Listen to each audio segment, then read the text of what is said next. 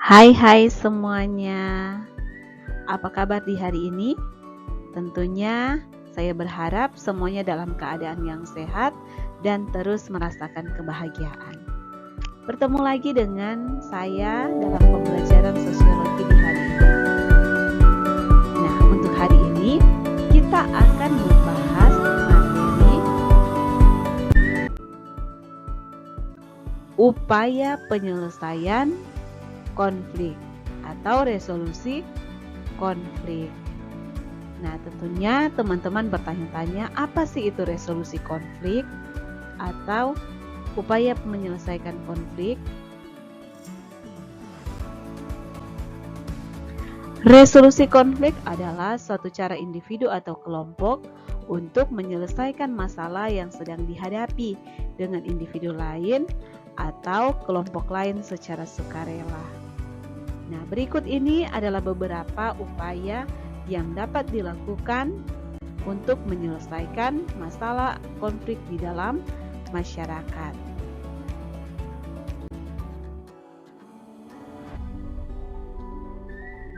Yang pertama, mediasi.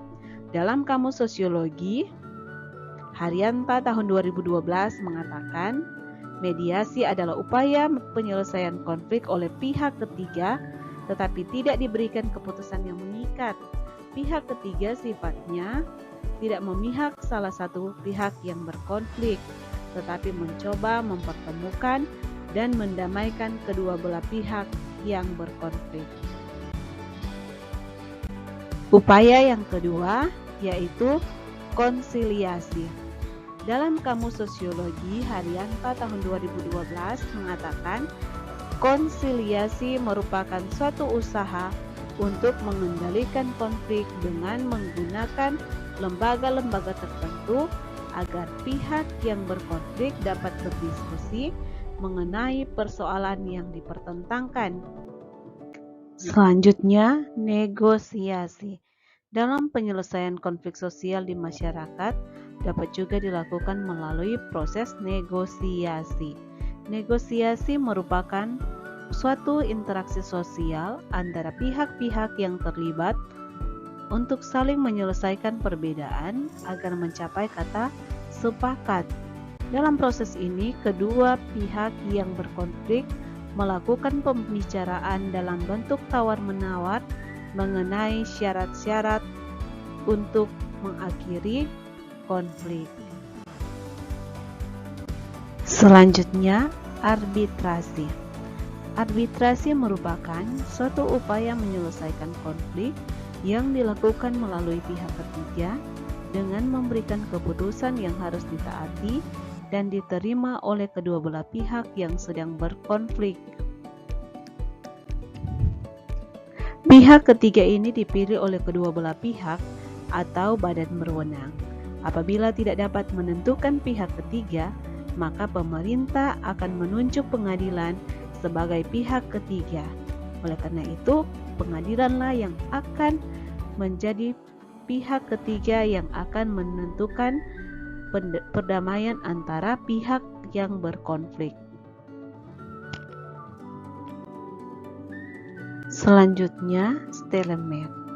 Apabila kedua belah pihak memiliki kekuatan seimbang, kemudian berhenti pada satu titik dan tidak saling menyerang, maka upaya ini disebut dengan stalemate. Keadaan ini terjadi karena kedua belah pihak tidak mungkin lagi untuk maju atau mundur. Sebagai contoh, adu senjata antara Amerika Serikat dan Uni Soviet pada masa Perang Dingin yang terjadi di tahun 1947 sampai 1991,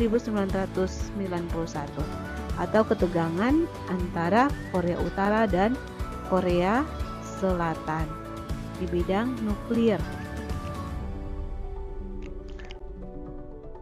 Kemudian yang selanjutnya, konversi. Dalam Kamus Sosiologi Haryanta tahun 2012, konversi atau conversion merupakan upaya penyelesaian konflik yang dilakukan dengan salah satu pihak bersedia mengalah dan mau menerima pendirian dari pihak lain. Sebagai contoh, dalam sebuah rapat OSIS terjadi perdebatan antara ketua OSIS dengan wakil ketua OSIS.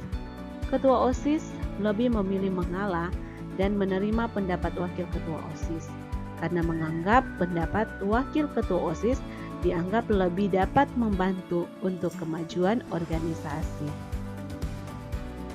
Selanjutnya,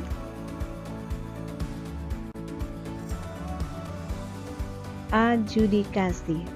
Adjudikasi merupakan upaya menyelesaikan konflik yang dilakukan melalui lembaga pengadilan. Penyelesaian konflik menurut adjudikasi dilakukan melalui jalur hukum.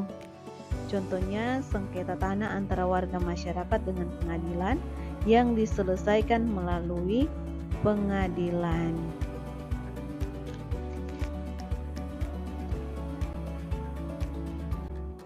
Dapat disimpulkan bahwa upaya menyelesaikan konflik atau resolusi konflik yang dapat dilakukan dalam kehidupan bermasyarakat untuk menyelesaikan konflik, yaitu yang pertama mediasi, yang kedua konsiliasi, yang ketiga negosiasi, yang keempat arbitrasi, yang kelima stalemate, yang keenam konversi, dan yang ketujuh adjudikasi.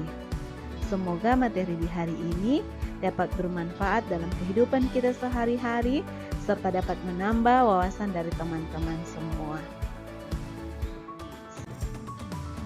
Sekian dari saya dan diucapkan banyak terima kasih, tetap semangat dan jangan lupa bahagia.